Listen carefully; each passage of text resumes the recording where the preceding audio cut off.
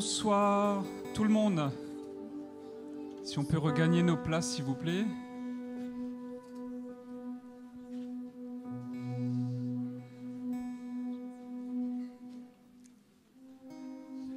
Alléluia. Voilà, soyez tous bienvenus, frères et sœurs.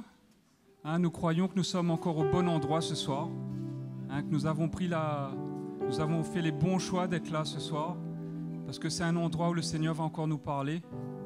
Il va encore nous équiper. Nous voulons être comme ces vierges sages qui viennent pour chercher l'huile, parce qu'on en aura besoin, frères et sœurs, pour aller jusqu'au bout. Et nous croyons que le Seigneur va nous parler au travers de son serviteur, au travers de son esprit. Il va encore construire nos vies, il va nous équiper, parce qu'il y a un héritage qui nous attend au devant, frères et sœurs. On veut garder nos yeux et avoir cette espérance vivante dans nos cœurs. Amen. Alléluia. Seigneur Jésus, combien, Seigneur, c'est encore un réel privilège, Seigneur, d'être là ce soir. Seigneur, de pouvoir entendre ta voix pour nos vies, Seigneur. De pouvoir, Seigneur, être éclairé, Seigneur, sur la manière dont tu veux que nous marchons, Seigneur, jusqu'à ton retour, Seigneur. Seigneur, équipe-nous encore ce soir. Seigneur, que ton serviteur puisse nous parler de ta part. Que ton esprit soit à l'œuvre dans nos cœurs, Jésus. Que tu puisses encore nous éclairer, nous équiper, Seigneur. Et Seigneur, que nous puissions persévérer jusqu'au bout, Seigneur. Merci pour ta grâce et ta fidélité ce soir, Jésus. Amen.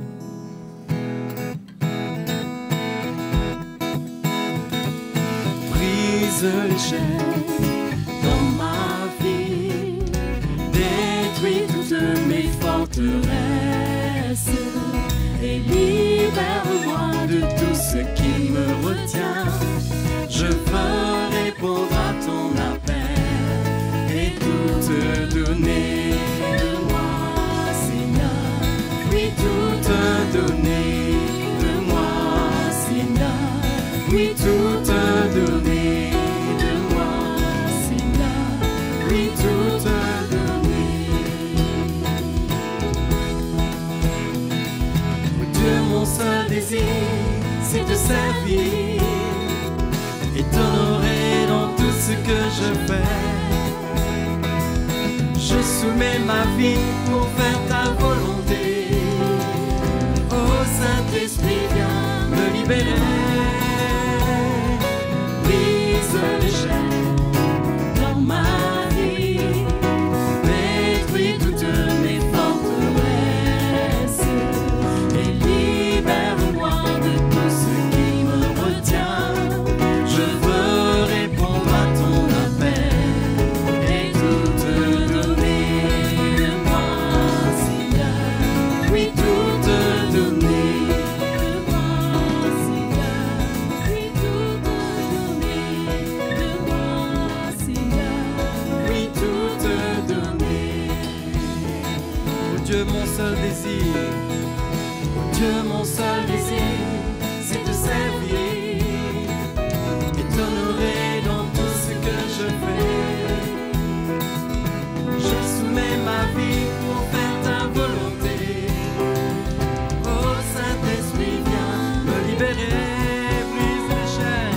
Brise les chaînes dans ma vie, détruis toutes mes forteresses et libère-moi de tout ce qui me retient. Je veux répondre à ton appel et tout te donner de moi, Seigneur. Oui, tout te donner de moi, Seigneur. Oui, tout te donner de moi, Seigneur. Oui, tout te donner.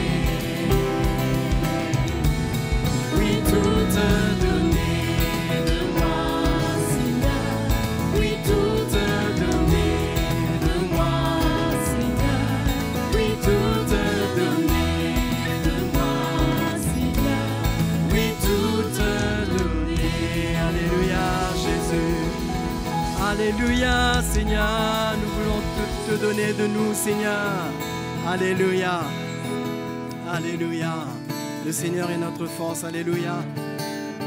Seigneur, Seigneur Saint, tu es ma force et ma forteresse.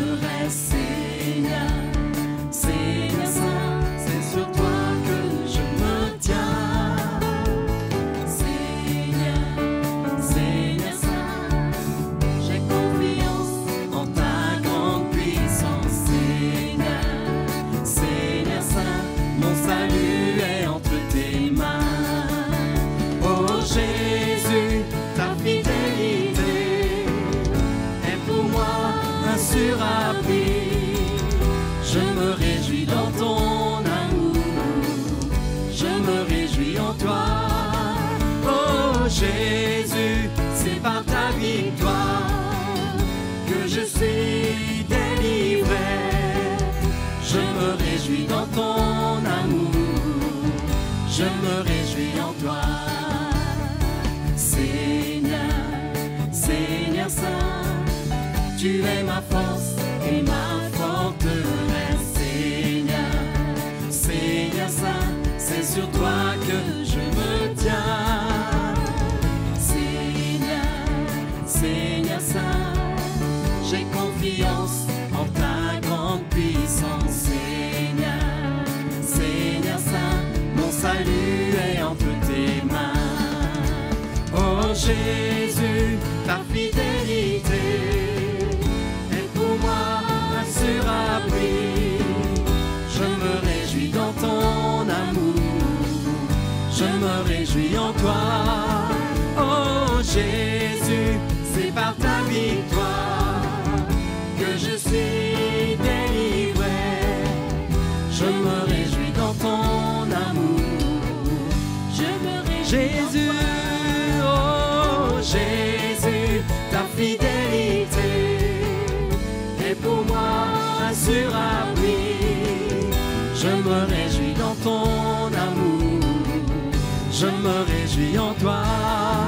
Oh Jésus, c'est par ta victoire que je suis délivré. Je me réjouis dans ton amour, je me réjouis en toi. Je me réjouis dans ton amour, je me réjouis en toi. Je me réjouis dans ton amour, je me réjouis en toi. Alléluia Jésus, alléluia Seigneur. T'adorons ce soir Seigneur, nous inclinons nos cœurs devant toi Seigneur Jésus, devant ta grandeur Seigneur Dieu Tout-Puissant. Alléluia, oh alléluia. Combien tu es bon Seigneur Jésus, alléluia. Aimer comme toi Seigneur Jésus, tu es fidèle dans toutes tes voies.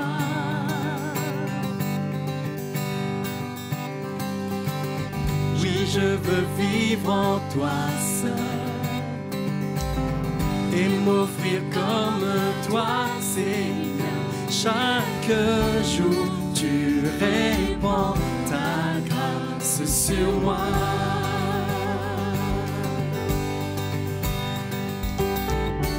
Montre-moi le chemin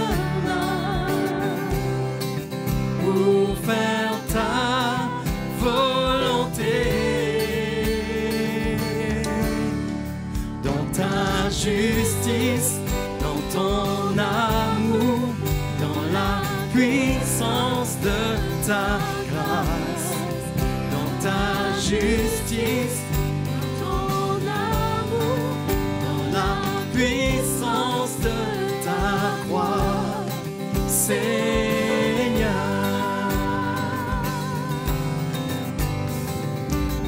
Je veux être comme toi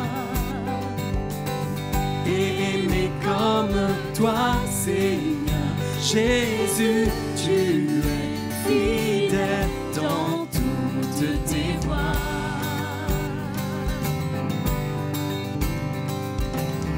Oui, je veux vivre en toi seul et m'offrir comme toi, Seigneur.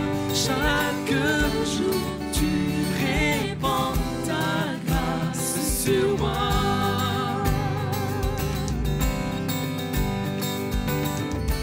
Montre-moi le chemin pour faire ta volonté. Dans ta justice, dans ton amour,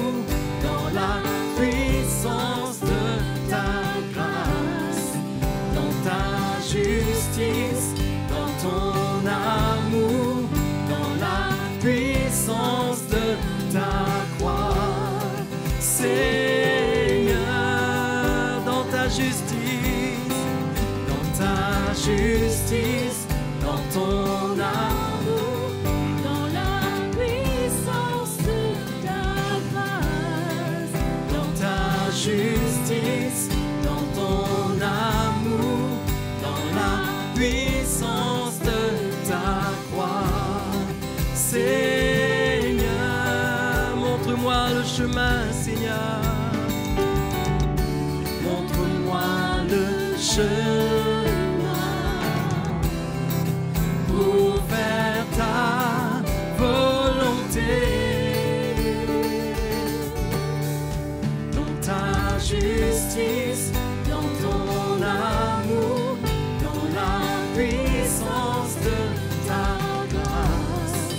Dans ta justice, dans ton amour, dans la puissance de ta croix. Seigneur, dans ta justice, dans ton amour, dans la puissance de ta grâce. Dans ta justice, dans ton amour, dans la puissance de ta croix. Seigneur,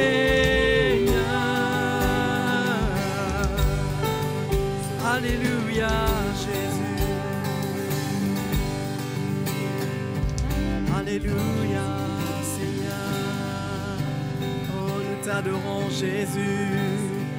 Oh, montre-nous le chemin, Seigneur. Conduis-nous, Seigneur, dans ta vérité, dans ta justice. Alléluia, Seigneur Jésus. T'adorons, Seigneur. T'adorons, Seigneur Dieu Tout-Puissant. Alléluia. Alléluia, Jésus. T'adorons notre Seigneur. Alléluia. Alléluia. Tu es bon, Seigneur Jésus. Nous t'adorons ce soir, notre Dieu. Alléluia. Alléluia. Plus que tous les trésors que l'on me tend, plus que tout rêve accompli,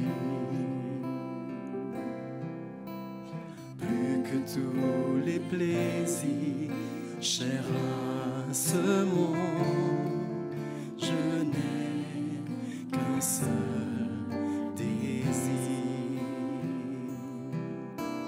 Plus que tous les honneurs rendus aux hommes, plus que toute récompense, plus que toutes les sagesses de tous les temps, c'est là mon seul désir. Un cœur pour toi, une soif de toi, oh que mon âme soit rafraîchie. Je veux chercher ta sainte face, Seigneur, recrée en moi un cœur pour toi, un cœur pour toi, un cœur pour toi, une soif de toi, oh que mon âme soit rafraîchie. Je veux chercher ta sainte face, Seigneur, recrée en moi un cœur pour toi.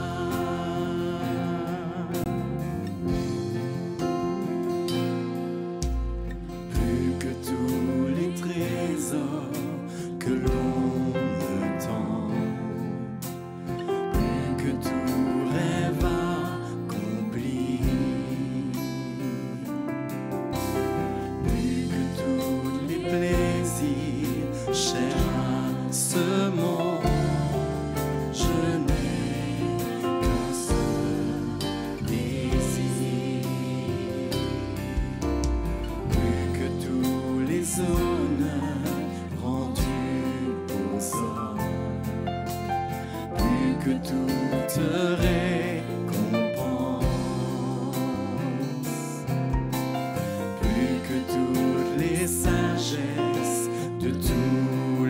t'attends, c'est là mon seul désir. Un cœur pour toi, une soif de toi, pour que mon âme soit rafraîchie. Je veux chercher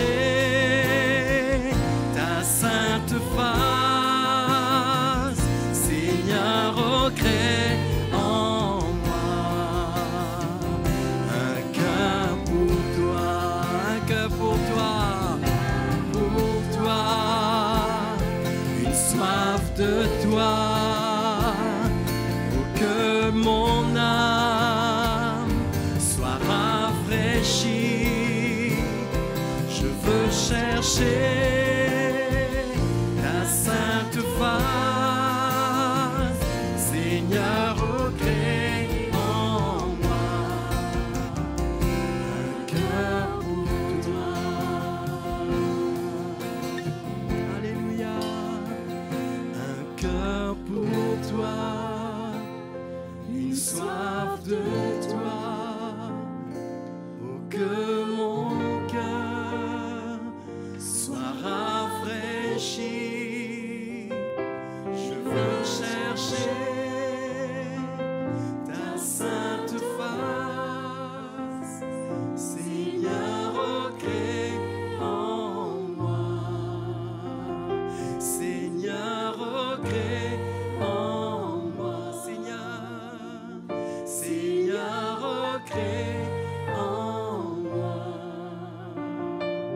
un cœur pour toi. Alléluia.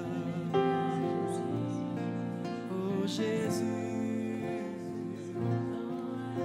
oui Seigneur Jésus, viens créer en nous un cœur pour toi, qui cherche ta présence, Seigneur, qui cherche ta justice, oh Dieu Tout-Puissant. Alléluia, nous t'adorons, notre Dieu.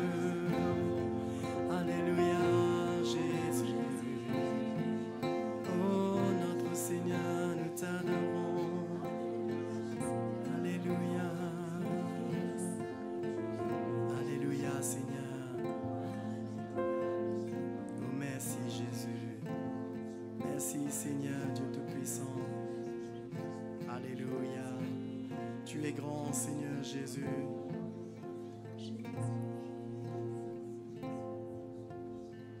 C'est ta présence, Seigneur.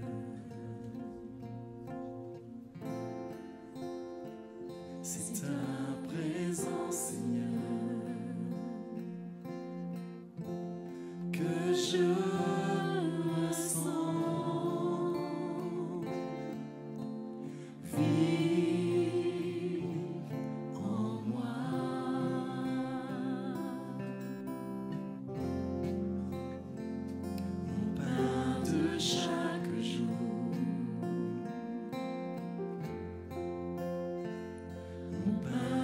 Chaque jour,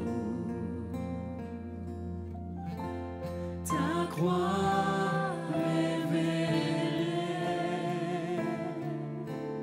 brûlant en moi, et je souviens ma volonté.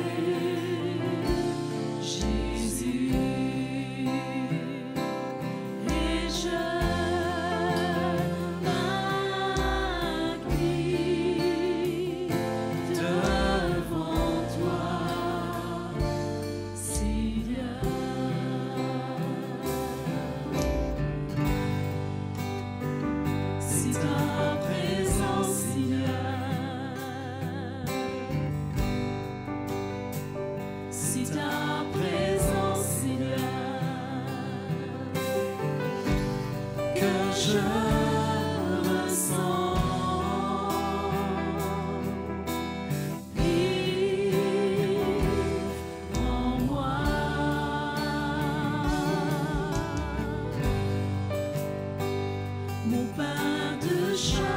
jour. Mon pain de chaque jour.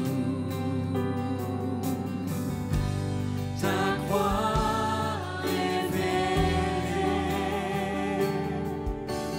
brûlant en moi, et je soumets ma volonté, Jésus, et je m'incline devant toi, Seigneur. C'est ta présence. C'est ta présence, Seigneur. C'est ta présence, Seigneur,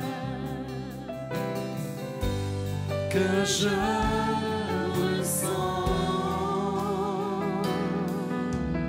Vive en moi.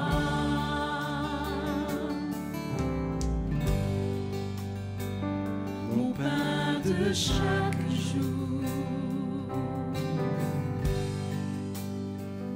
Mon pain de chaque jour. Ta croix révélée, brûlant en moi, et je soumets ma volonté, Jésus, et je m'incline devant toi, Seigneur, et je soumets ma volonté, Jésus, et je m'incline devant toi, Seigneur.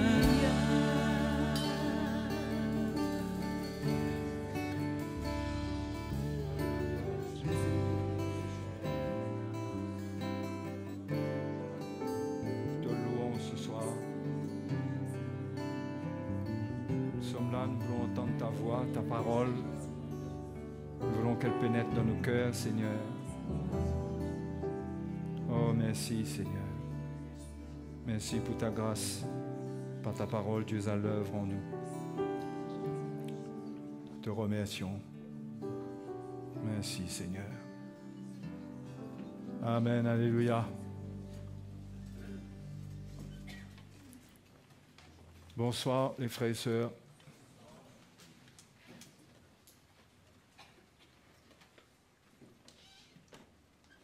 Les frères et sœurs qui persévèrent avec le Seigneur.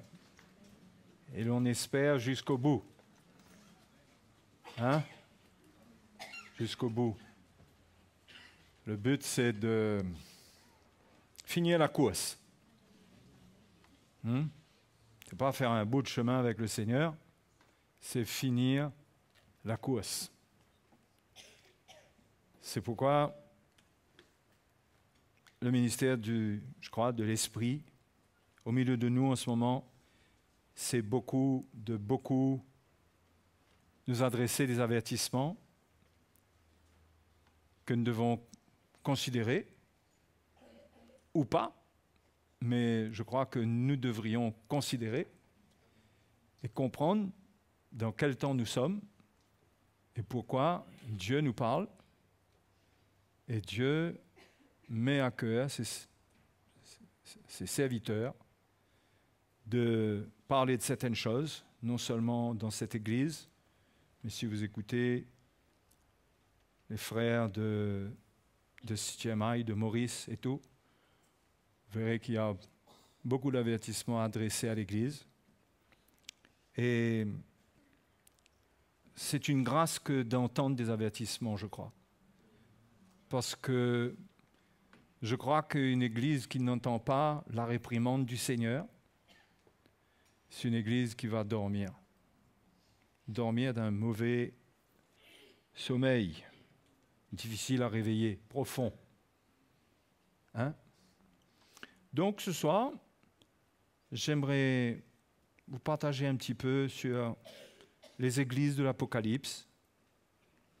Je ne sais pas si vous réalisez, mais les lettres des églises de l'Apocalypse se trouvent dans l'Apocalypse.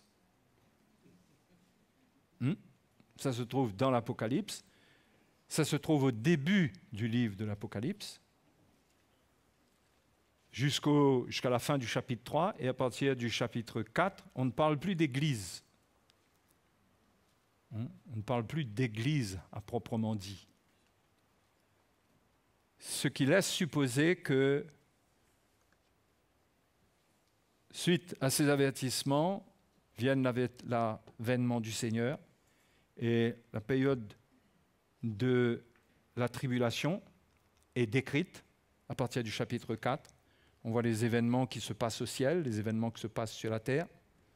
Ce qui se passe au ciel, bien sûr, est bien meilleur. Ce qui se passe sur la terre est tellement contrasté avec tous les cataclysmes et tout ce qui arrive.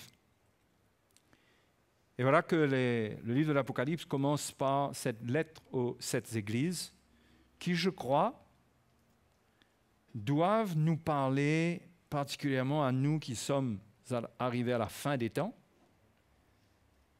parce que certains ont expliqué que ces lettres décrivent l'état de l'Église depuis l'Église primitive, le parcours de l'Église.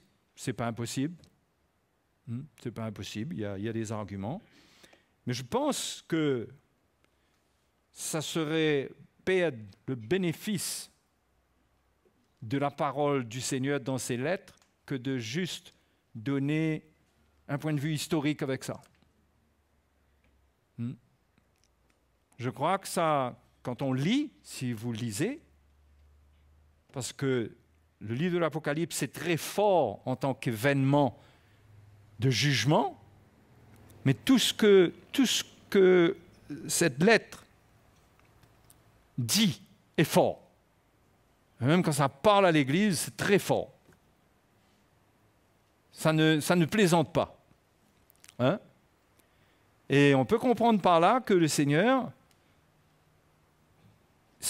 il nous a adressé un message au travers de ce qu'il a dit à ces églises, qui décrivent l'état de ces églises, décrit l'état spirituel de l'Église dans les derniers temps. Et le Seigneur met une louange particulière sur 2 églises, sur l'église de Smyrne et sur l'église de Philadelphie, surtout. Sinon, les 5 autres églises reçoivent des réprimandes avec un appel à la repentance et avec des avertissements de jugement, de correction. Quand on regarde la manière dont ces lettres sont structurées, elles ne sont pas structurées par hasard. La première lettre qui est adressée à Éphèse est la dernière lettre. C'est comme si vous vous imaginez un cercle, vous allez retrouver toutes les églises dans ce cercle avec sur le bord la première et la 7e église qui montrent plus l'état de l'église en dehors de reproches concernant la doctrine. C'est des états spirituels. Le Seigneur ne met pas en avant dans ses lettres des questions doctrinales. À l'église d'Éphèse, il reproche l'abandon du premier amour. Avec un avertissement, un appel à la repentance, sinon cette église, son chandelier serait déplacé. Ce qui laisse supposer que cette église allait perdre l'impact de son témoignage là où elle se trouvait. Donc c'était un état spirituel, c'était une église. Et le Seigneur reconnaît qu'il y a des œuvres. D'ailleurs, dans l'épître aux Éphésiens, si vous voulez y aller un petit peu, au chapitre 2, vous savez qu'il y a des choses qui n'arrivent pas par hasard pour moi. Ces lettres ont été transmises à l'apôtre Jean, qui était un apôtre. D'accord? Ok, vous êtes au courant de ça? Si vous n'êtes pas au courant, je vous mets au courant. Et l'une des premières œuvres que le Seigneur donne aux 7 églises, il s'adresse à l'église d'Éphèse en disant « Eh bien, je connais tes œuvres, ton travail et ta persévérance, je sais que tu ne peux supporter les méchants, que tu as éprouvé ceux qui se disent apôtres et qui ne le sont pas. » C'est l'Apocalypse chapitre 2. Hein? Éphésiens? Non, c'est l'église d'Éphèse. Je vous avais prévenu, il faut prier pour nous. Pour moi en particulier, je sais que les autres frères, ils n'ont pas de problème. Hein? Oui, il a éprouvé ceux qui se disent apôtres et qui ne le sont pas. C'est le premier. Comme quoi, ça donne un signe que Dieu doit vraiment restaurer le ministère de l'apôtre dans son Église pour parler à son Église. Oui. Et que le ministère des apôtres ne s'est pas arrêté du temps de l'Église primitive. Même dans le temps, il y a eu les 12 apôtres, dont Judas qui a été jugé, mais il y a eu d'autres apôtres. Et s'il n'y avait pas possibilité d'avoir d'autres apôtres, ça ne serait pas écrit ici, ça. Parce qu'il a éprouvé ceux qui se disent apôtres et qui ne le sont pas. Donc il y avait des apôtres qui l'étaient. D'accord? Ça, c'est une lettre qui a été écrite en l'an 90-95. Donc il y a eu des apôtres et Dieu ne change pas sa manière. C'est sa manière de parler, de transmettre les choses. Tout ça, bon, c'est juste un signe du besoin que le monde chrétien a, que Dieu élève des apôtres qui n'ont pas peur de parler la vérité, de transmettre la vérité. D'accord? Maintenant, tout à l'heure, je reviendrai en détail sur chaque église, mais le but de ces lettres, si on veut comprendre qu'est-ce que le Seigneur relève comme point quand il s'adresse aux églises, d'une manière centrale. D'ailleurs, d'une manière centrale, c'est la 4e église. Hein? L'église de Thyatire, où le Seigneur parle d'un jugement.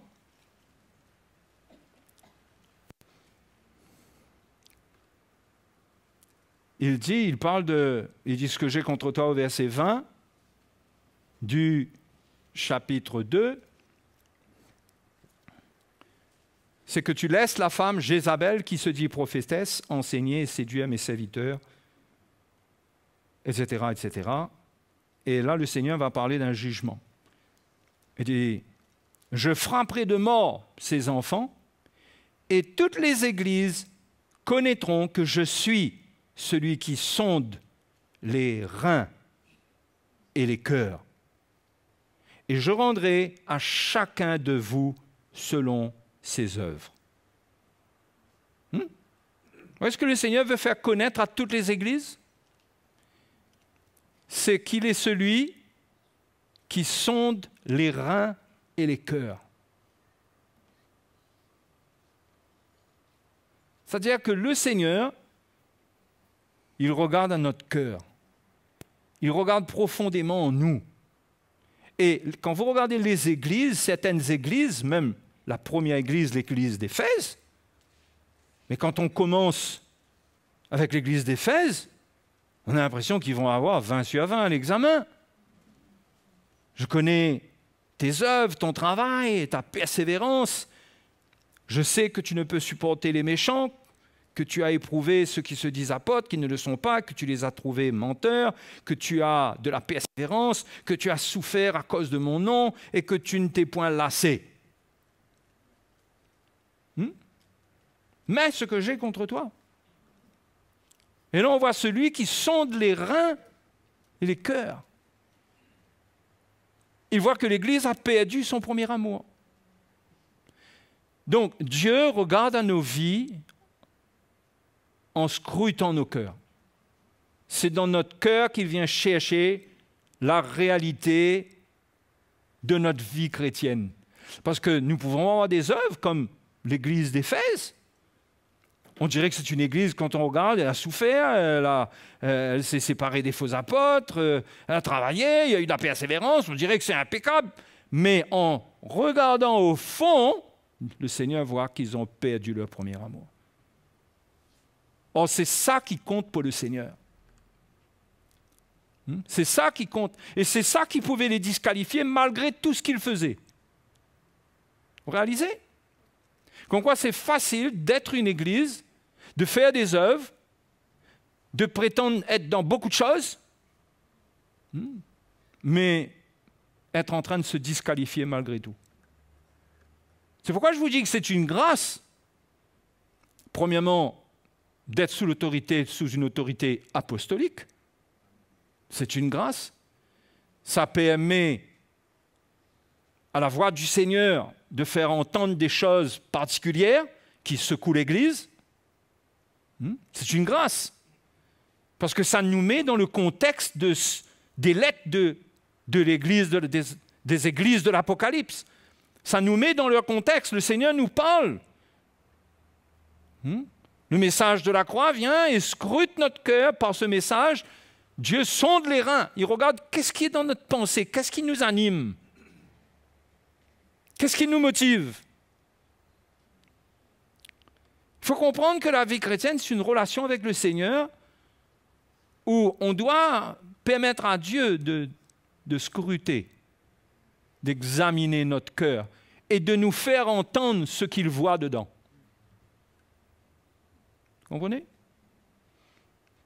Et souvent, on n'est pas prêt à entendre ce que le Seigneur veut nous montrer dans notre cœur. Et quand il le fait, on vient montrer nos œuvres. On vient montrer ce qu'il devrait voir et qu'il devrait reconnaître. Mais je fais ceci, mais je fais cela, mais j'ai renoncé à ceci et à cela. Vous voyez? Mais le Seigneur veut nous montrer l'état de notre cœur. Et il a frappé fort dans l'église de Thyatire. Il dit, je frapperai de mort ces enfants. Il a secoué le centre même, la 4e église dans le milieu.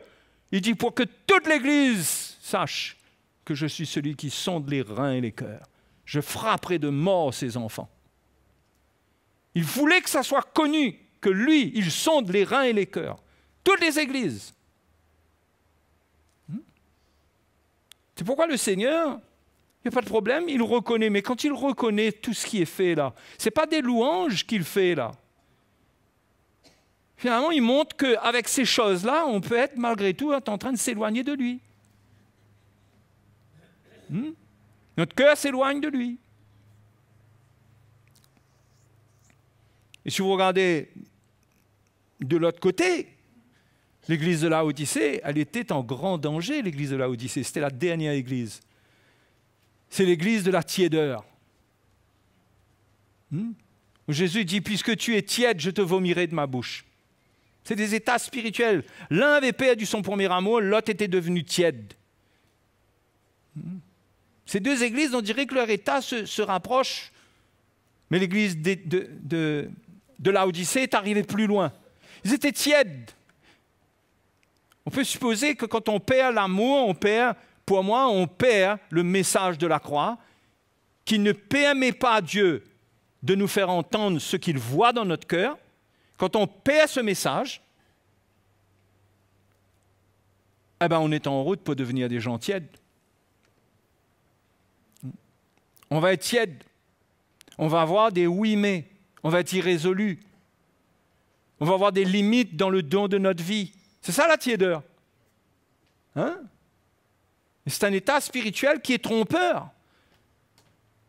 C'est trompeur tout ça. Quand vous regardez abandonner son premier amour, mais pourtant, il servent le Seigneur. L'église de Laodicée était dans une grande autoséduction parce qu'elle s'était dit, moi je suis riche, je n'ai pas besoin de personne. J'ai besoin de personne, je me suis enrichi. J'ai ce qu'il faut, je vois. Et le Seigneur dit, tu ne sais pas que tu es pauvre, que tu es nu, que tu es misérable. Il y avait de la séduction. Leur état charnel les séduisait et ils ne le réalisaient pas. C'est pourquoi on a besoin de la vérité qui sort de la bouche de Dieu pour secouer nos vies. Et on doit crier au Seigneur pour un ministère du Saint-Esprit qui secoue nos vies. Hein? Parce que là, ce que le Seigneur annonce, ça secoue. Il faut réaliser que Dieu dit qu'il reconnaît notre travail, mais ce que j'ai contre toi. Il dit donc, repens-toi, sinon voilà ce que je vais faire. Moi, je crois qu'il faut être ouvert, en tant qu'Église à la fin des temps, à entendre comme les églises de l'Apocalypse, à entendre la réprimande du Seigneur. Quel est notre état? En tant qu'Église et aussi personnellement. Parce que ce qui est dit dans ces lettres, tout d'abord, ça concerne l'Église, mais ça concerne chacun de nous personnellement. Il y a des choses qui concernent chacun de nous personnellement. Et il nous faut être ouverts pour trouver, Seigneur, mais qu'est-ce que tu as contre moi? Oui, le Seigneur peut avoir des choses contre nous. Ah, mais c'est quoi ce langage-là? Hein? Mais c'est ce que la parole de Dieu dit, c'est Jésus qui parle là. Il dit, ce que j'ai contre toi, ça ne veut pas dire qu'il ne les aime plus. Ça veut dire ce qu'il n'approuve pas. Ce avec quoi il n'est pas d'accord. Il faut que le Seigneur nous parle, mes frères et sœurs. Il faut ouvrir notre cœur. Et aux Laodicéens, il leur a dit, eh ben, parce que tu n'es ni froid ni bouillant et que tu es tiède, je te vomirai de ma bouche. Ce sont des mots qui sont forts. Mais ça veut dire quoi, ça? Je te vomirai de ma bouche. Si ça ne veut pas dire grand-chose, ou si ça ne veut pas dire quelque chose de spécifique pour nous, ça doit amener la crainte. Parce que ça parle quand même d'un rejet, mais d'un rejet violent. D'un rejet de quelque chose qui est écœurant. Oui ou non? Alors, est-ce que ça veut dire, est-ce qu'il faut dire perte de salut, passer par la grande tribulation, je ne sais pas trop quoi, mais peu importe, mais ça dit quelque chose qui est terrible. Vous voyez? La crainte de Dieu n'a pas besoin d'enseignements précis sur des points. Quand on a la crainte de Dieu, on n'a pas besoin d'enseignements précis. Sur toute chose, la crainte de Dieu par elle-même, elle se suffit même à un brouillard. Quand il y a la crainte de Dieu, on ne va pas aller chercher le petit prétexte. Quand on a la crainte de Dieu, on sent que là, il y a du sérieux. Je ne sais pas qu'est-ce qui est au bout, mais c'est sérieux. Et c'est suffisant pour amener la repentance.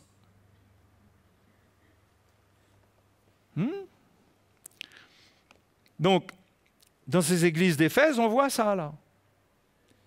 On voit la réprimande du Seigneur. Mais en même temps, le cœur du Seigneur est là avec l'Église parce qu'il dit que celui qui a des oreilles, il dit à celui qui vaincra, je donnerai à manger de l'arbre de vie qui est dans le paradis de Dieu.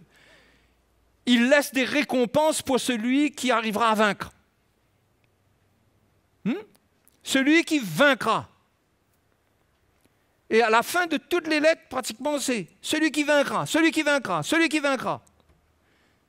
Et le Seigneur promet les récompenses. Donc, il y a un côté réprimande, mais cette réprimande, c'est un appel à la repentance pour triompher d'un état que le Seigneur n'approuve pas et avec lequel il n'a rien à faire, afin d'être récompensé. Et c'est de ce genre d'évangile qu'on a besoin, mes frères et sœurs. Il faut prier que Dieu amène l'atmosphère de ce genre d'évangile qui, en même temps, que ça nous encourage, mais en même temps, ça nous secoue, en même temps, ça nous permet d'examiner notre cœur, en même temps, ça nous permet de parvenir à la repentance. mais pas un évangile de la Odyssée, où on devient tiède, et pourtant le Seigneur leur a parlé. Et on ne réalise même pas qu'on est en train de se perdre et qu'on est sur le point d'être vomi par le Seigneur. Mais quelle mauvaise surprise, si ça arrive. De croire qu'on est riche, qu'on a besoin de personne, qu'on a tout, et se retrouver tout d'un coup vomi par le Seigneur.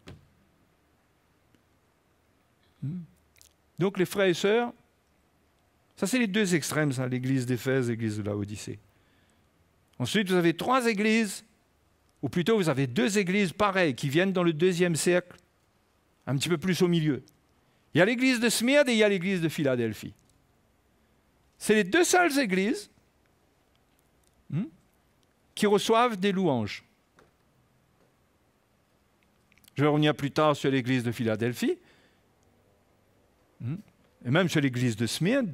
Ce n'est pas trop mon propos ce soir, mais ce sont les 2 seules églises. Et on doit comprendre pourquoi est-ce que le Seigneur les encourage, ne leur fait pas de reproches. Qu'est-ce qui fait cela? Qu'est-ce qu'il y a de si spécial? Ensuite, vous avez un 3e cercle qu'on peut dessiner, qui est un cercle un peu plus petit au milieu du grand cercle et du cercle moyen. Il y a un plus petit au milieu où il y a là 3 églises. Il y a l'église de Pergame, de Thyatire et l'église de Sardes. Alors Sardes, c'est la pire. Sardes, Jésus dit, il y en a qui sont morts au milieu de vous. Et il dit, tu passes pour être vivant, mais tu es mort. Et il dit, affermis le reste. Il dit au pasteur qui est là, affermis le reste qui est près de mourir. C'est une église qui était vraiment arrivée à l'extrême. Et les 2 autres églises, c'est des églises qui ont des problèmes de doctrine. Il y en a un, c'est la doctrine de Balaam, l'autre, c'est Jézabel. On laisse Jézabel enseigner. Déjà, ça présage, ça nous montre que le ministère de la femme ouvre des portes, ouvre une porte à des choses qui peuvent être terribles pour l'Église. D'accord? Bon, ça, c'est important à remarquer. Qu'il y avait cette femme qui enseignait des choses qui étaient des occasions de chute, qui étaient terribles pour le peuple de Dieu. Donc, il y a ces 2 églises-là, c'est des problèmes de doctrine. Vous voyez pourquoi on insiste sur la doctrine? Pourquoi le mot de doctrine n'arrête pas de sortir de notre bouche? Parce que ce sont 2 gros points de reproche du Seigneur, avec des avertissements qui sont plutôt graves. Graves. À l'église de Pergame, le Seigneur dit, je viendrai. Il dit, si tu ne te repens pas, il dit, je les combattrai avec l'épée de ma bouche. Comprendre l'entrée en jugement, la parole de Dieu qui vient, qui taille et qui tranche. Et de l'autre côté, c'est je frapperai de mort ces enfants. Oui, c'est des jugements. La Bible dit que le jugement va commencer par la maison de Dieu. C'est pourquoi dans ce que je vous dis ce soir, je vous le dis, c'est une grâce. Il y en a qui n'aiment pas ça, qui veulent éviter ça. Mais l'Église, à la fin de temps, a besoin de réprimande. Et là où il y a besoin d'encouragement, où il n'y a pas de réprimande, comme pour Smyrne et Philadelphie, on n'invente pas. On n'invente pas. Mais je crois que nous sommes à un stade où nous avons besoin de réprimande, de paroles qui nous secouent. C'est une grâce, les frères et sœurs. Je ne sais pas, est-ce que vous arrivez à apprécier l'amour de Dieu dans cette dimension de réprimande, de châtiment? Parce que le Seigneur, il châtie celui qu'il aime. Il le dit dans l'Apocalypse. Il châtie et il reprend celui qu'il aime. Est-ce qu'on arrive à comprendre que c'est ça l'amour que Dieu a pour moi quand Dieu me châtie, me reprend, me corrige? C'est ça. Et là où il n'y a pas cet esprit de réprimande, je doute que l'amour de Dieu soit là. C'est la compromission qui est là. C'est tomber d'accord avec la chair. C'est tomber d'accord avec les fausses doctrines, avec les faux prophètes Et les fausses prophétesses, que je dirais, comme Jézabel, c'est tomber d'accord. Et il n'y a pas là l'amour de Dieu, il y a de la compromission. L'évangile n'est pas pur. Et les chrétiens ne réalisent pas qu'ils sont en danger de jugement. Mais cependant, le Seigneur parle à ses églises et il s'adresse à certains, il dit, mais celui-là, il va marcher avec moi.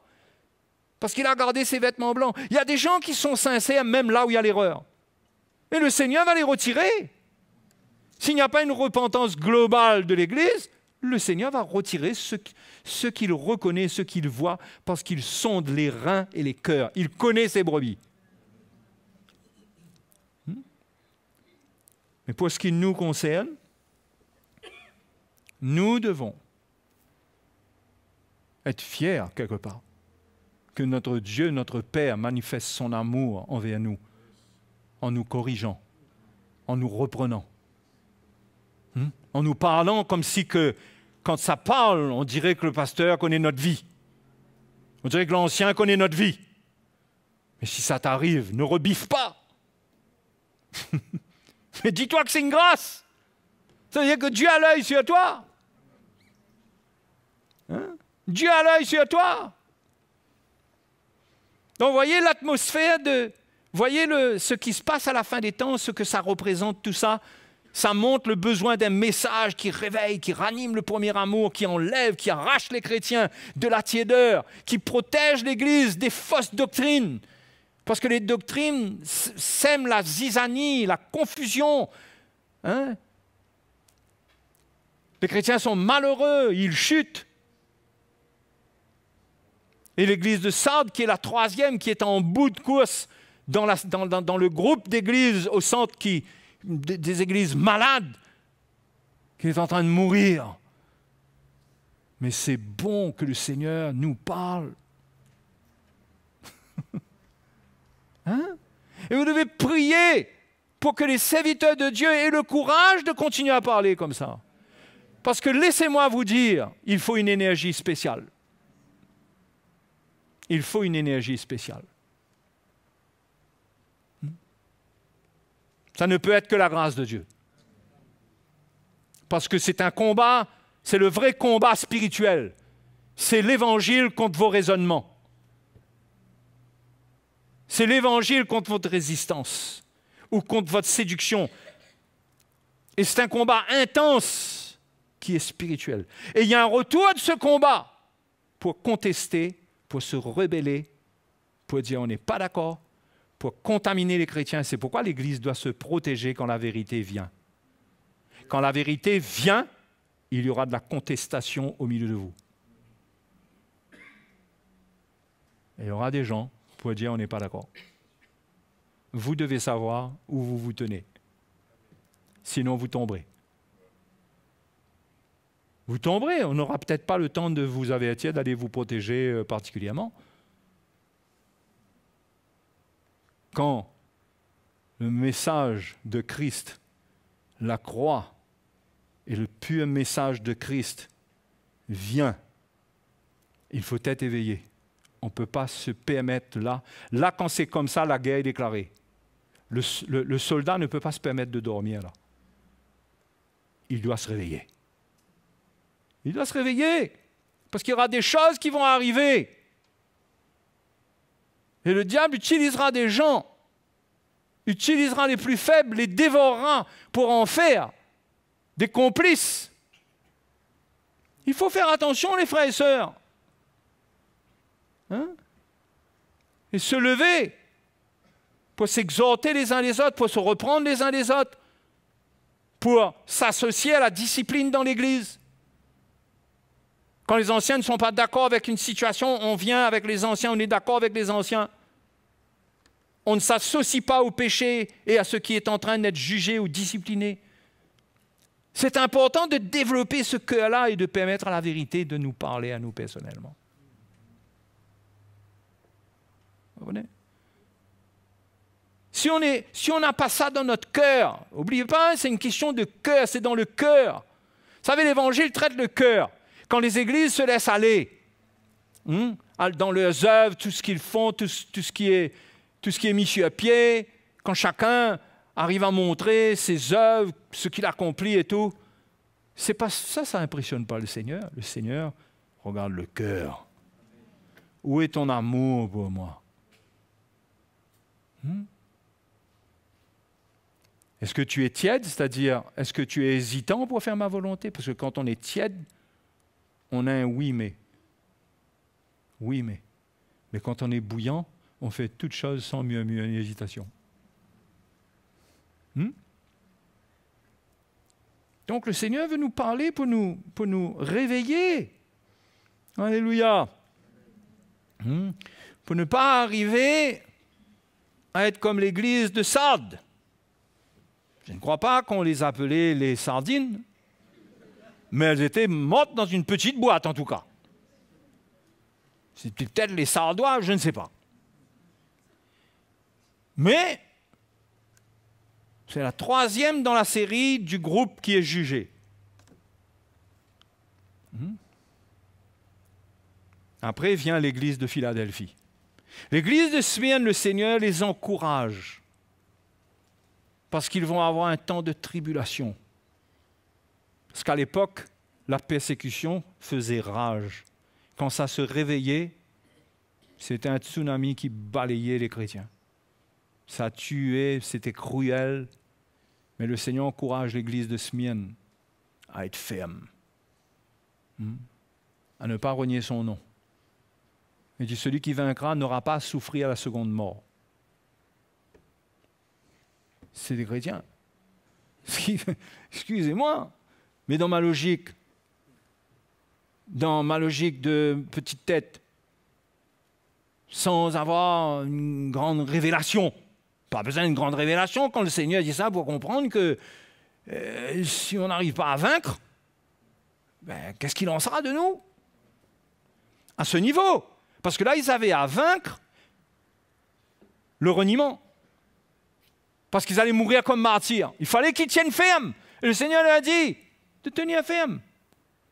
Là, c'était à ce niveau-là, là, qu'ils ne renient pas le Seigneur. Dans quelle situation on peut se retrouver un jour?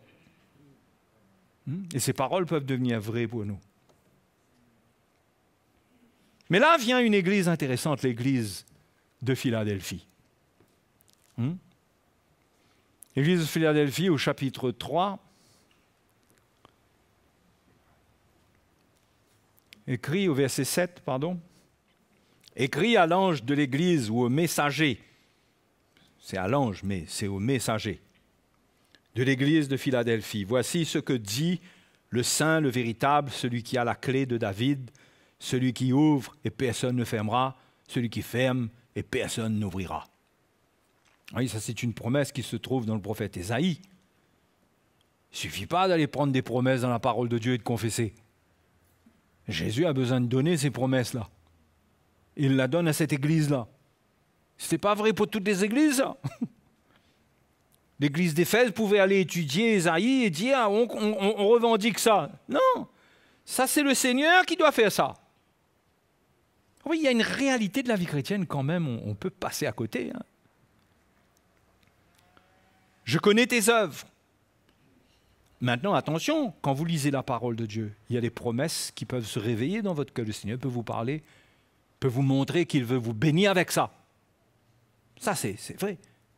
Mais il y a cet esprit de foi qui cherche à fabriquer, à arracher quelque chose. À imposer. Ça, c'est le Seigneur qui relâche les promesses. Et il parle à l'église de Philadelphie. Il dit, je connais tes œuvres. Et là, il ne donne pas beaucoup de détails. Vous remarquez ça, vous? Il donne pas. Il dit, je connais tes œuvres.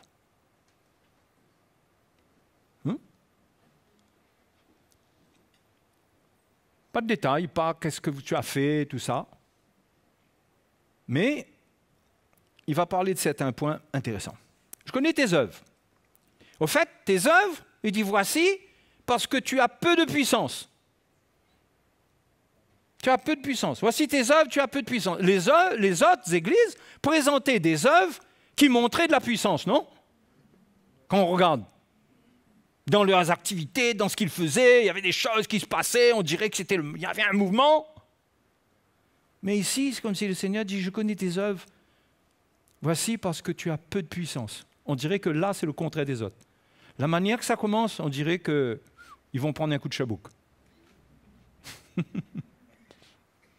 Oh, c'est le contraire. Et ça nous montre que le Seigneur regarde le cœur. Et il dit, voici, tu as peu de puissance. Peut-être qu'au milieu d'eux, il n'y avait pas autant de guérisons, autant de miracles que dans les autres églises. Il n'y avait pas beaucoup de choses. Peut-être aussi que ça parle de leur manque de puissance, même naturelle, puisque Paul dit aux Corinthiens que Dieu a choisi les choses faibles du monde pour confondre les fortes. D'accord? Peut-être. Mais quand je relis ça à « je connais tes œuvres », c'est que finalement, tes œuvres, tu n'en as pas beaucoup. Tu as peu de puissance. Tu as peu de puissance. Ce n'est pas qu'ils ne servaient pas le Seigneur, au contraire. Mais il n'y avait pas une grande démonstration comme les autres. Là. Les autres avaient de la démonstration. Ils avaient une enseigne. Hein? C'était un gros panneau, quoi. Ici, bio, machin, l'autre là-bas, ils vendaient peut-être de chouchous. Ce n'était pas le grand truc. Voici parce que tu as peu de puissance que tu as gardé ma parole et que tu n'as pas renié mon nom. J'ai mis devant toi une porte que personne ne peut fermer. C'est-à-dire qu'il y a des choses que eux, ils n'avaient pas encore, ils n'avaient pas vécu. Mais le Seigneur a regardé à leur cœur. Le Seigneur a regardé à leur cœur. Il a dit, pour toi, tu as peu de puissance, mais parce que tu as gardé ma parole, j'ouvre une porte pour toi. Et une porte que personne ne peut fermer. Hein? Une porte, j'ai mis devant toi une porte ouverte que personne ne peut fermer. Et croyez-moi, le Seigneur est avec eux, les Philadelphiens.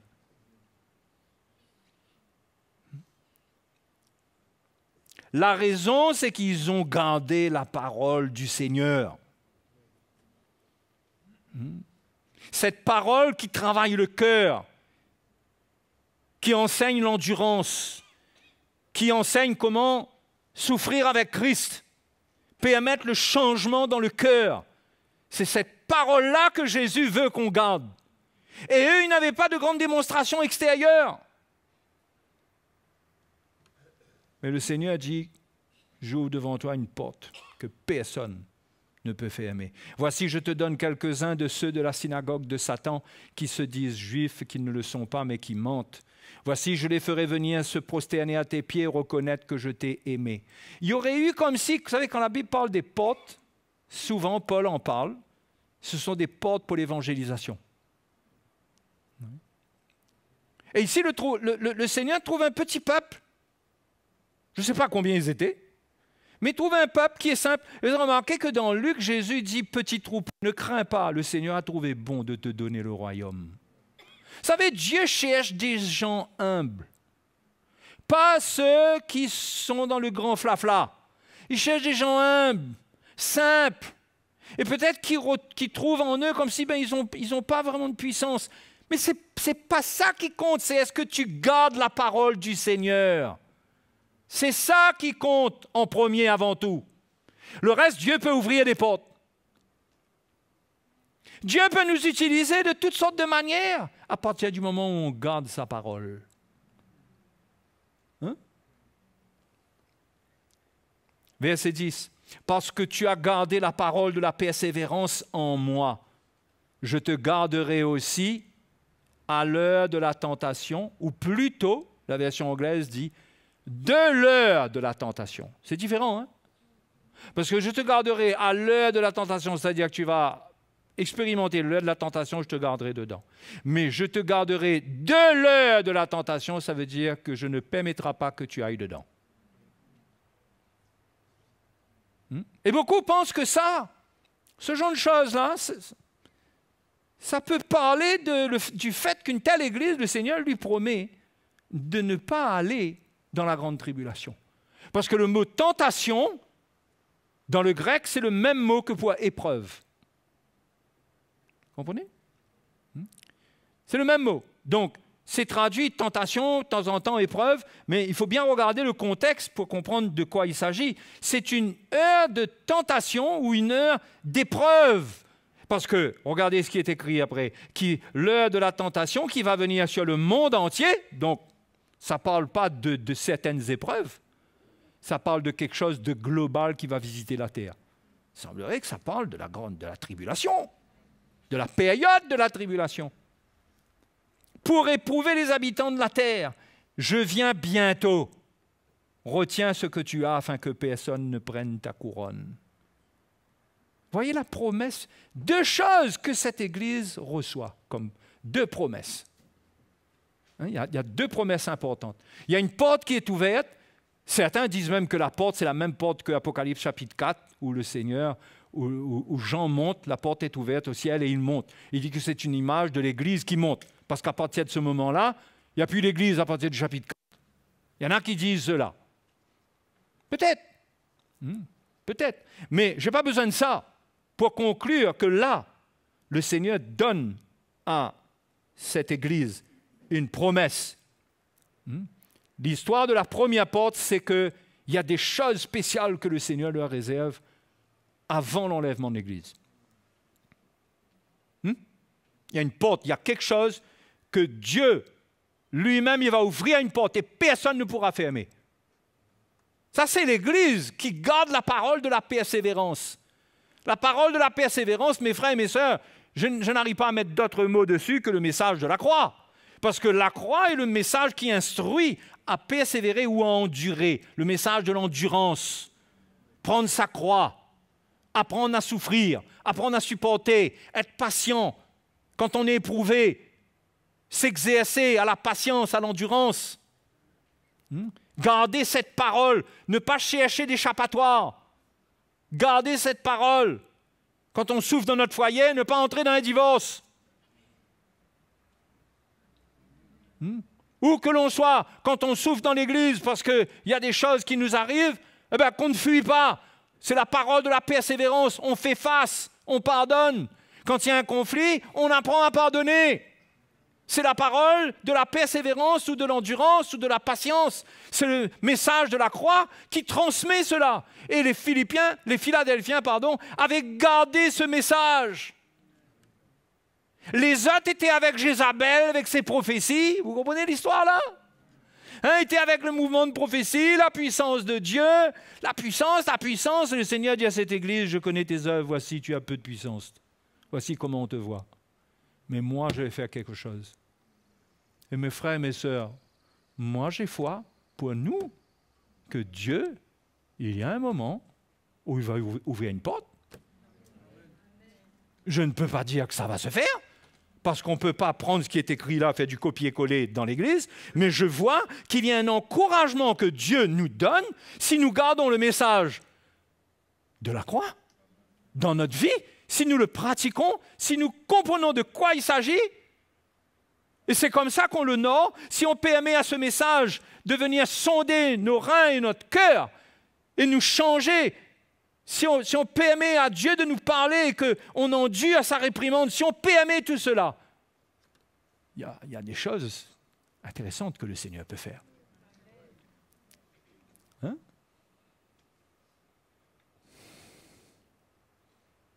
Et la deuxième promesse, c'est d'être préservé de l'heure de la tribulation.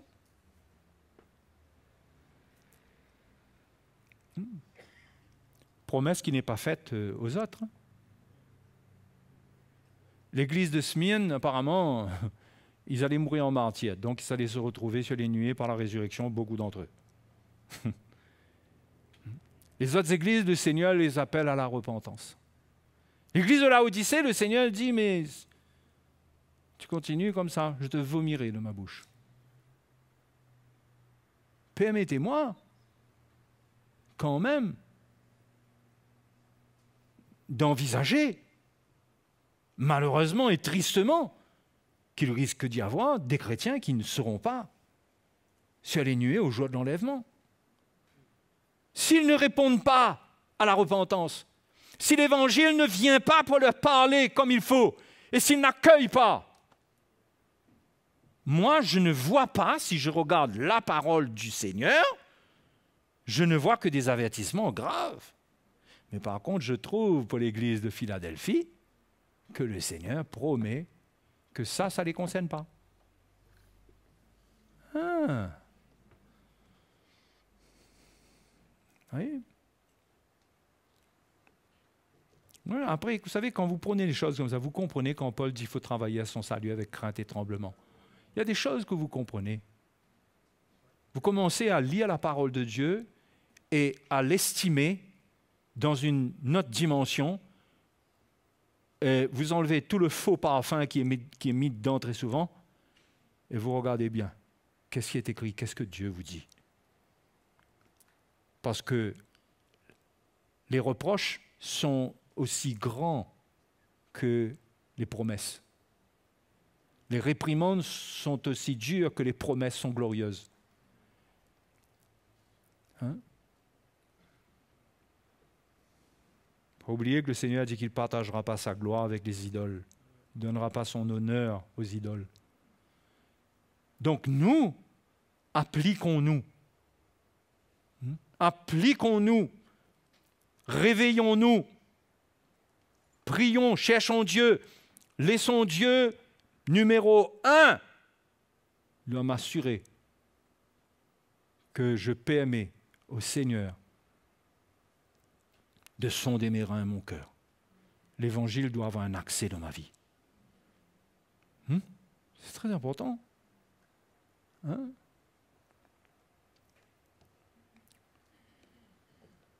Les frères et les sœurs, l'œuvre de notre salut à la fin des temps, c'est Dieu qui va accomplir ça. Mais il va l'accomplir par la vérité. Il ne l'accomplira pas par des messages de fantaisie. Hein? Pas des doctrines étranges.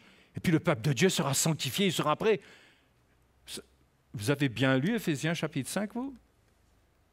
Quand Paul donne la comparaison entre le mari et l'épouse, et entre Christ et l'épouse, il dit que le Seigneur, il lave son Église avec l'eau de sa parole. C'est une épouse qu'il revient prendre pure, sans tache, qu'il aura lavé avec l'eau de sa parole. Comment il lave avec l'eau de sa parole? Il y a une eau. La parole doit être une eau qui lave. Ah mais ce n'est pas juste la lecture de notre Bible, ça. C'est une chose de lire la parole de Dieu et ça contribue. Mais c'est un ministère que le Seigneur va exercer envers ceux qui ont la vérité. Et la parole de Dieu va couler dans leur cœur comme de l'eau. Ils vont être rafraîchis, ils vont être lavés. Ils vont ressentir qu'ils sont purifiés. Ils sont bien, ils sont prêts pour l'avènement du Seigneur. Donc l'important, c'est de garder la parole de la persévérance. C'est l'eau avec laquelle le Seigneur lave son Église à la fin des temps. C'est pour ça que personnellement, je ne crois pas que le Seigneur va revenir là. Hein. Mais on ne sait jamais. Hein. J'espère que vous comprenez, je ne suis pas en train de faire des pronostics, moi, là. Hein. D'ailleurs, mon pronostic ne va pas trop loin. Hein. Mais je ne crois pas. Je crois que le Seigneur a commencé à susciter le message de la croix. Il y a des milliers de pasteurs aujourd'hui qui s'intéressent à ce message. Vous savez, le réveil va venir. Hein. Chez ceux que Dieu destine à entendre, parce que Dieu sonde les cœurs, Dieu sait. Dieu décide quand il regarde les cœurs. Mais il y a un grand réveil qui n'est pas le réveil du ministère de Jézabel dans l'Église. Ça, cette affaire-là doit mourir. Il y a un réveil qui est un réveil de l'œuvre de Dieu dans le cœur. Ça, c'est le vrai réveil. C'est que les chrétiens se réveillent et considèrent leur vie et mettent en ordre. Et quittent le péché, quittent les choses des ténèbres et pardonnent et viennent dans la communion fraternelle et Dieu est à l'œuvre. Ce genre de réveil.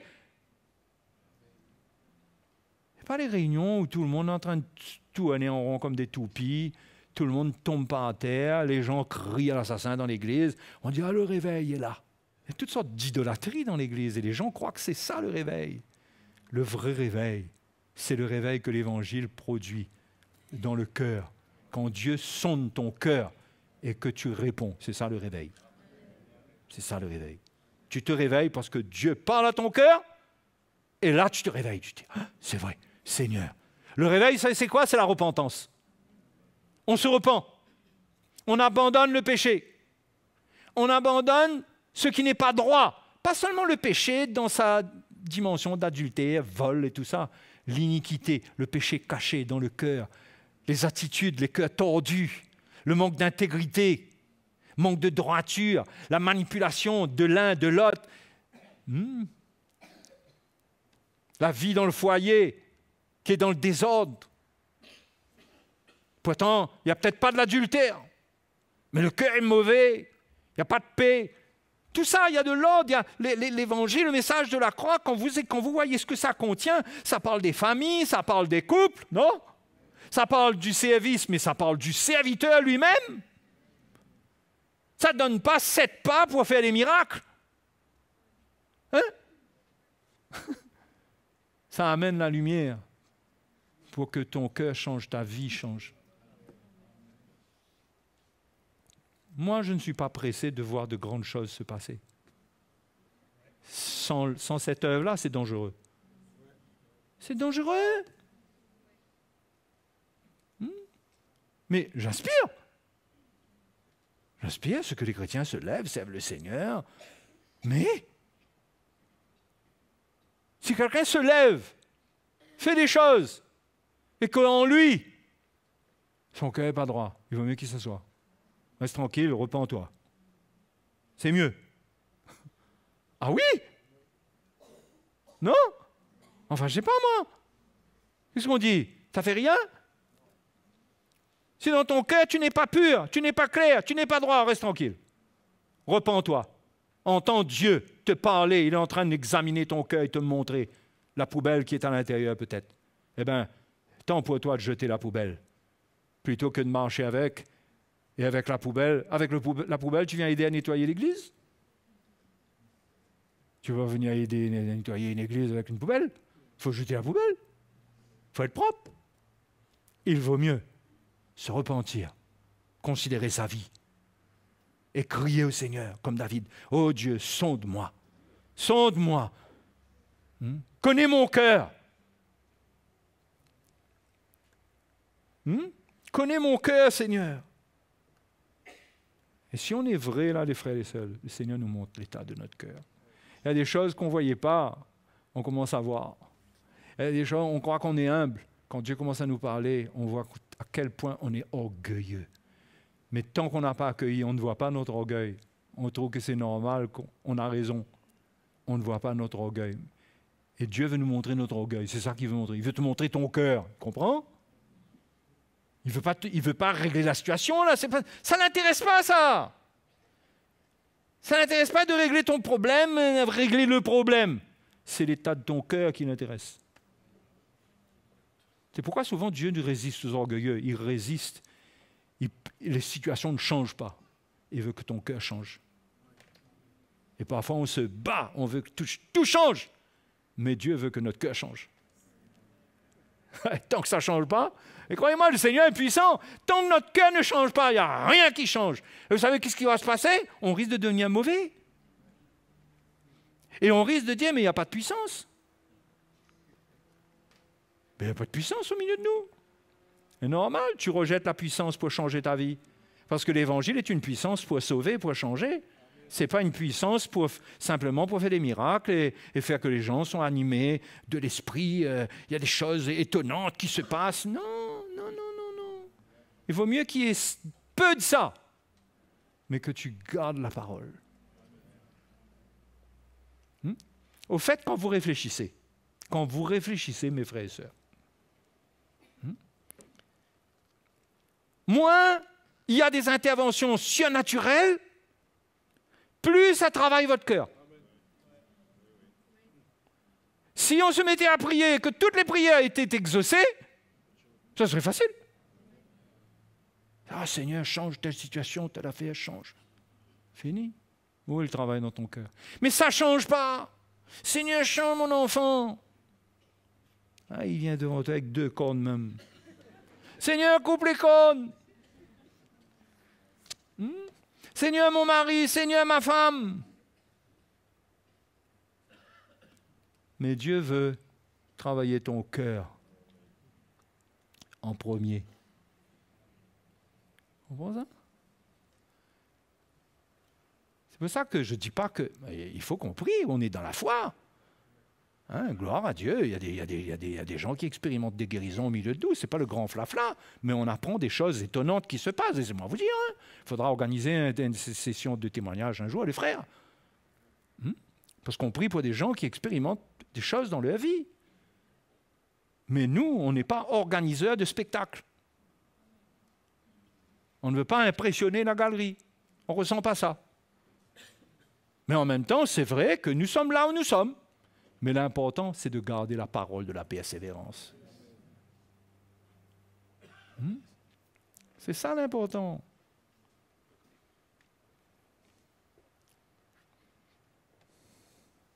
Donc, avec ça, on a la promesse. Vous savez quelque chose? Je vais rapidement, j'essaye de le faire rapidement, parce que j'aimerais comme rectifier quelque chose, mais en même temps, vous allez voir.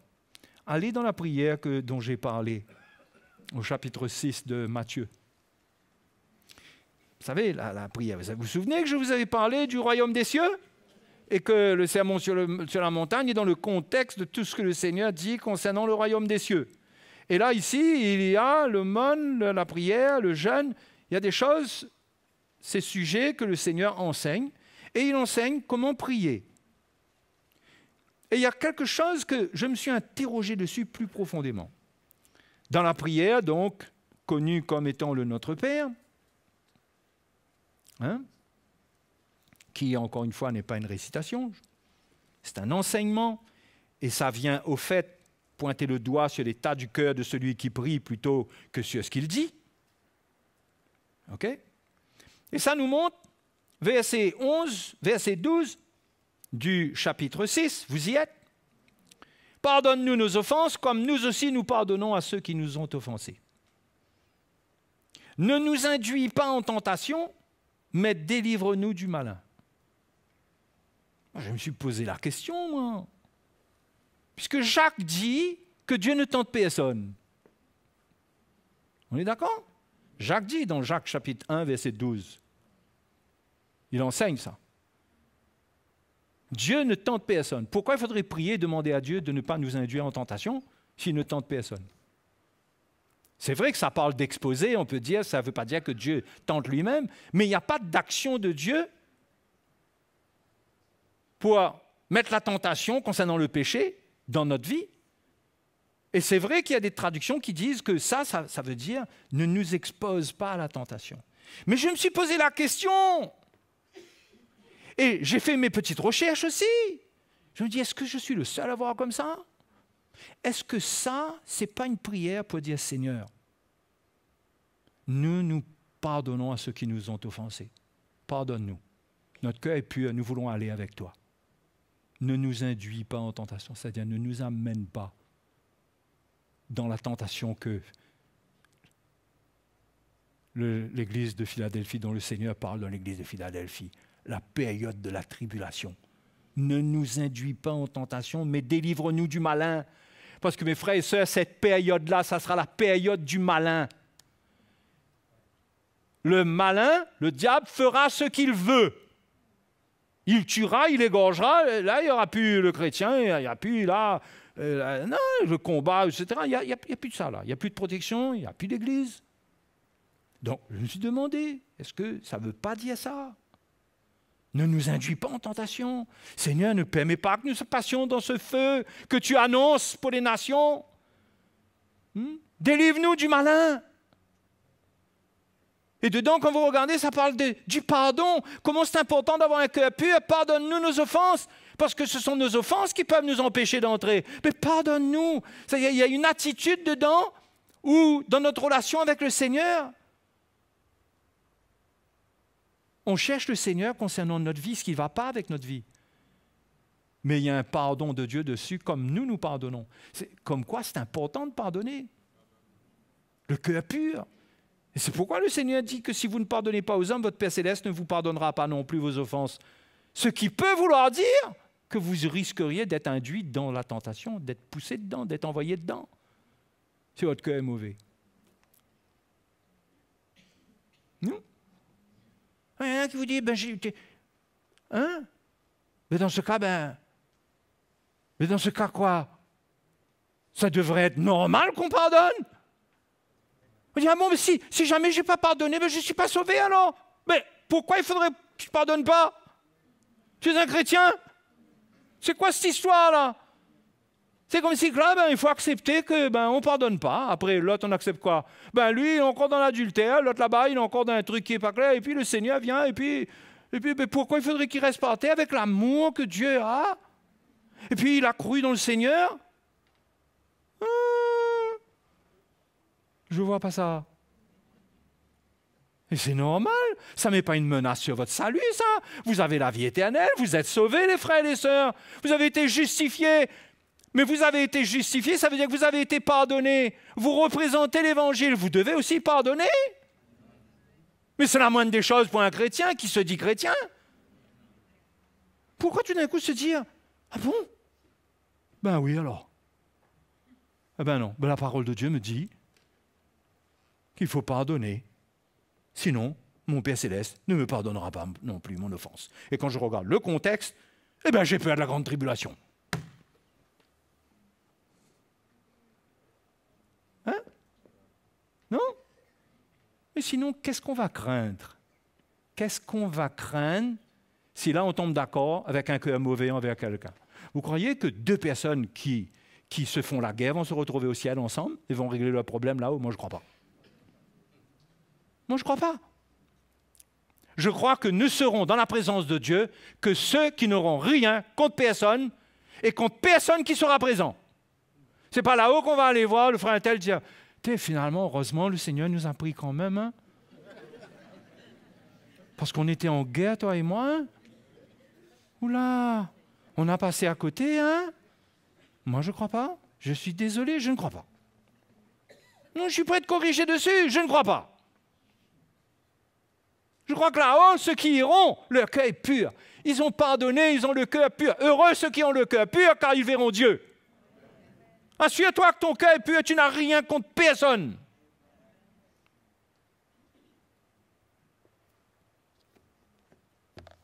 Tu vas aller, tu as contre frère un tel, contre soeur un tel, contre l'ancien un tel, contre l'autre là, tu as un cœur qui... Non. Tu dois pardonner, tu dois t'humilier, te repentir de ton amertume et crier au Seigneur et pardonner. Et après, ton état à toi est pardonné aussi parce que comme tu pardonnes, mais c'est écrit, frères et sœurs, pourquoi venir tergiverser là-dessus? Pourquoi? C'est écrit, c'est tellement bien écrit, non? C'est bien écrit parce que c'est écrit simplement. Ce n'est pas écrit de manière à ce qu'on se dit, il a voulu dire, tu en à droite, tu en à gauche. C'est clair. On doit craindre ces choses-là. Et ce n'est pas difficile d'entrer dans le royaume des cieux, mes frères et mes sœurs. Il faut pardonner. Il faut avoir un cœur pur. Et concernant nos faiblesses, Dieu va nous aider. Et là, on pourra dire, ne nous induis pas en tentation, comme nous pardonnons à ceux qui nous offensent. Et nous, notre cœur est pur. Oui, on n'a rien contre personne. Quand arrive le moment, le malin, au revoir. Le Seigneur nous délivre du malin. Comme il a dit à l'Église, je te délivrerai de l'heure de la tentation. C'est délivrer du malin. Mes frères et mes sœurs, l'heure approche. L'heure du malin approche. Il ne faudra pas être là. Ça ne va pas être une partie touristique, une sortie touristique. Ouh! Que le Seigneur nous vienne en aide. Amen. Alors ça vous fait craindre le Seigneur, ça? Est-ce que ça veut dire que vous n'êtes pas sauvés, là? Est-ce que ça veut dire que là, non, c'est pas là. Est-ce qu'on est sauvé? Est-ce qu'on n'est pas... Oula, je me pose... tu te poses la question si ton cœur n'est pas bon. Parce que cette parole amène la crainte en toi. Si ton cœur n'est pas bon, c'est bon que tu craignes et que tu mettes un point d'interrogation dessus. C'est pas parce que tu n'as pas été justifié, c'est parce que là, au stade où tu es, là, tu remets en question ta propre justification parce que par elle, Dieu t'a pardonné. Mais toi, tu ne pardonnes pas, toi donc. OK? OK. Hein? Vous êtes contre la crainte de Dieu, vous? Vous trouvez que dans les derniers temps, là, avec ce qui vient là, on y va, là? Laissez notre petite comment on appelle ça? Notre petite gondole, là, les gondoles à Venise, là. On y va, là. Notre église, là, le pasteur, il est en haut, il nous conduit, il chante à l'italienne. Et on y va, là. Il faut que le Seigneur nous parle clairement et priez pour ça. Dites, Seigneur, fais-moi entendre ce que je dois entendre. Seigneur, s'il te plaît, je suis tellement dans l'illusion et la tromperie me concernant. Délivre-moi. Je te prie, Seigneur, délivre-moi. Sonde mon cœur, mes reins. Vous êtes prêts? Allez, allons nous mettre debout.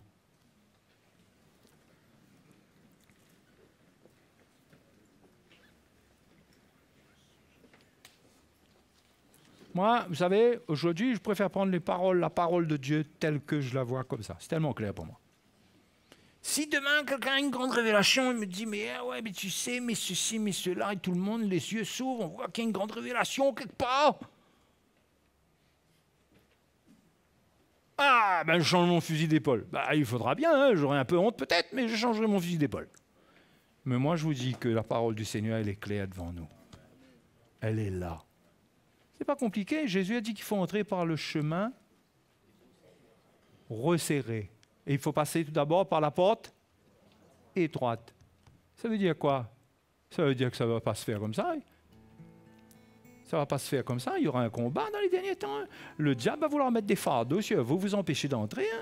Il va vouloir vous mettre dans des choses, mes frères, mes soeurs, des découragements, des situations de famille, des situations de santé, des choses qui peuvent arriver, de la persécution, de la tribulation, des choses qui se lèvent contre vous. Il y a plein de choses qui peuvent se passer, qui vont se passer dans ces derniers temps pour vous empêcher de prendre le chemin resserré, et plutôt prendre le chemin large où c'est plus facile.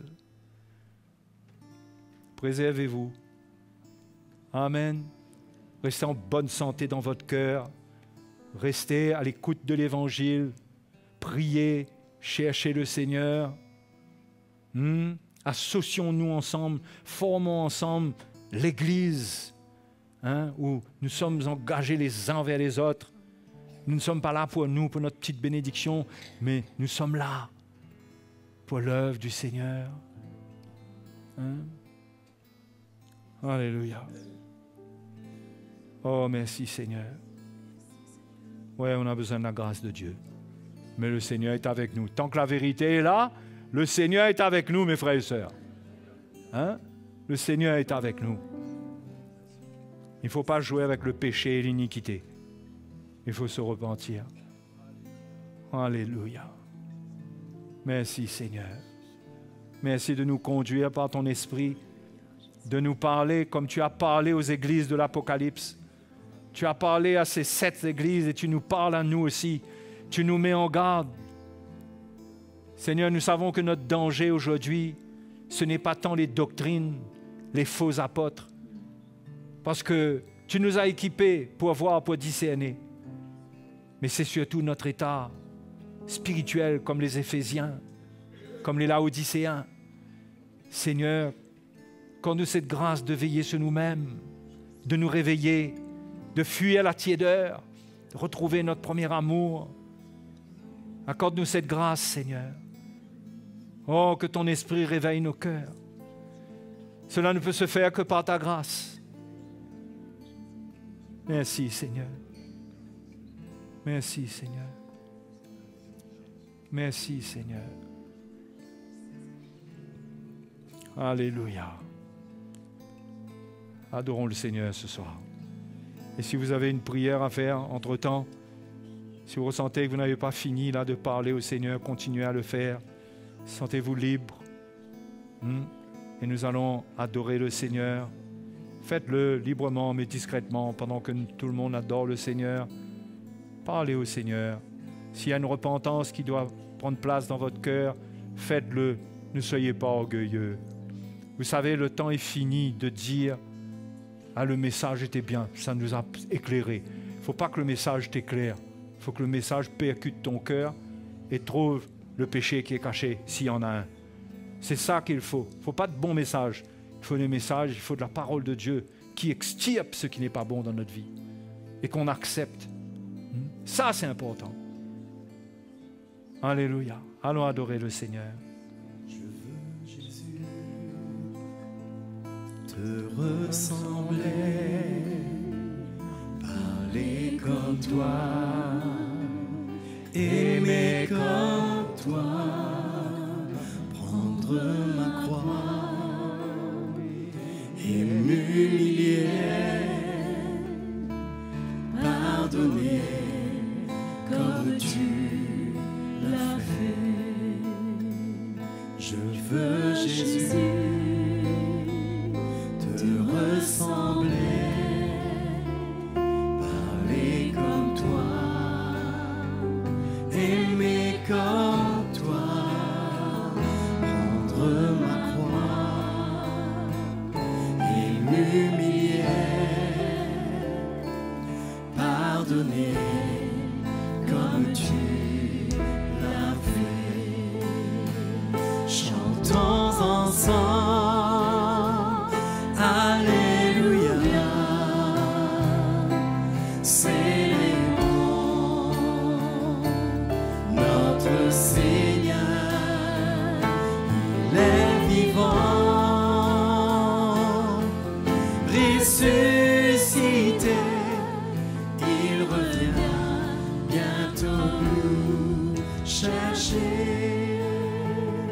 Je veux, Jésus, te ressembler, parler comme toi,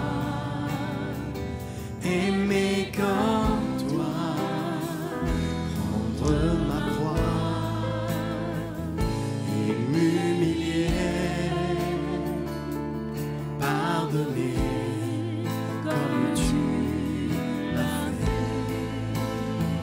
Chantons ensemble, Alléluia, célébrons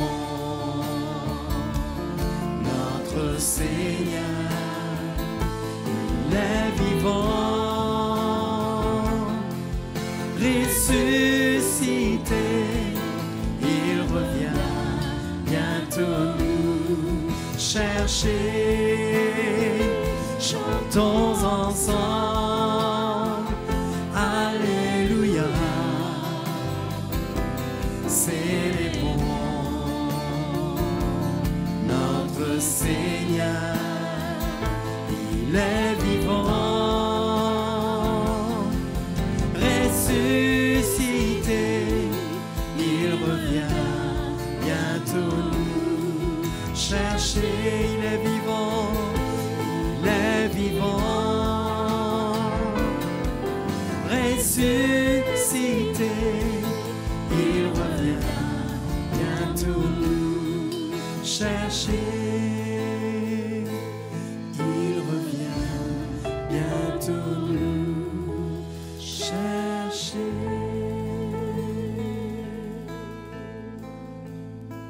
Toi la gloire, Jésus.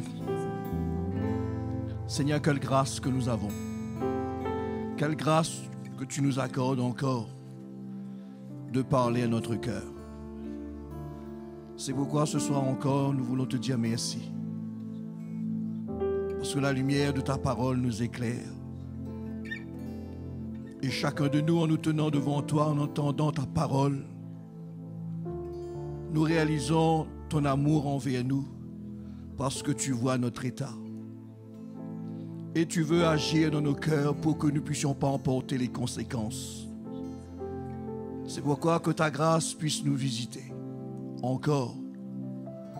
Pour que nous puissions, Seigneur, nous mettre à l'œuvre. Pour que nous puissions nous repentir. Pour que nous puissions nous rectifier au-devant de toi. Parce que tu ne t'adresses pas à nous en vain. Tu ne nous parles pas juste, Seigneur, pour meubler le temps.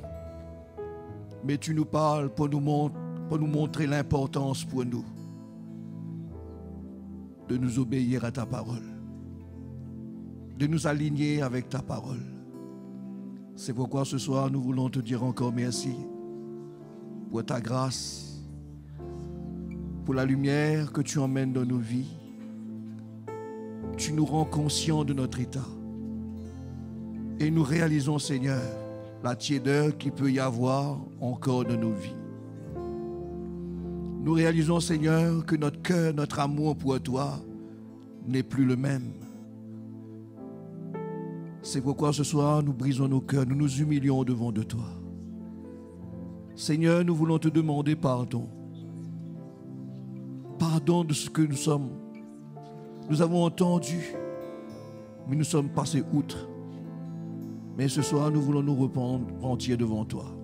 Nous voulons te demander pardon pour nos attitudes, pour notre manque de foi, manque d'obéissance, manque de respect, Seigneur, envers ta parole lorsque tu nous as parlé. Mais que ta grâce puisse nous toucher. Que ton Saint-Esprit puisse agir en nous ce soir et que nous puissions nous sanctifier davantage. Que nous puissions ouvrir notre cœur à ta parole. Seigneur, merci pour ta grâce. Et merci pour ce que tu fais dans nos cœurs ce soir. À toi la gloire, Jésus. Alléluia. Nous avons passé un moment extraordinaire avec l'Évangile, frères et sœurs. L'apôtre Paul nous dit ces choses nous ont été écrites pour notre instruction, nous qui sommes arrivés à la fin des temps, afin que nous n'ayons pas comme eux des mauvais désirs. Et quand ce soir j'entends le Seigneur s'adresser à nous à travers de ces lettres des églises qui nous ont précédés, eh bien nous réalisons que le cœur de l'homme reste le cœur de l'homme. C'est pourquoi lorsque nous entendons l'Évangile et que le Seigneur se sert de tous ces avertissements pour s'adresser à nous, nous avons besoin de la considérer. Amen. Nous n'avons pas seulement entendu ce soir la voix d'un prédicateur, mais je pense que le Saint-Esprit s'est adressé à la conscience de chacun de nous. Et chacun de nous, nous pouvons nous voir ce soir par rapport à ce que le Seigneur nous a communiqué. Nous allons peut-être rentrer chez nous, mais ce bon de pouvoir se tenir devant Dieu et de pouvoir ouvrir son cœur au Seigneur et de permettre à l'Esprit de Dieu de continuer à faire son œuvre en nous. Amen. Bonne soirée à vous. Que le Seigneur vous bénisse. Un cœur pour toi, une soif de toi. Oh, que mon cœur rafraîchit. Je veux chercher ta sainte face, Seigneur, crée en moi un cœur pour toi, un cœur pour toi, une soif de toi. Oh, que mon cœur soit rafraîchi. Je veux chercher ta sainte face, Seigneur.